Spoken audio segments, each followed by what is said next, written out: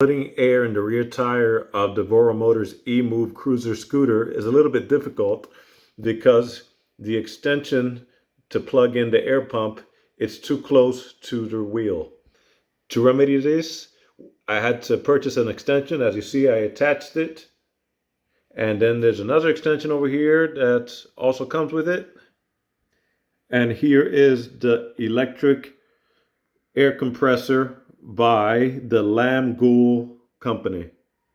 I press the letter M for mode until I get to the bike setting. As you see, the tire compression will be at 398. When I started, it was at 0. So when I press the power button, it will begin to inflate. And again, I want to remind you to check the tire pressures, possibly maybe once or twice a week. It's very important. If you want some suspension, it'll make it ride a lot easier.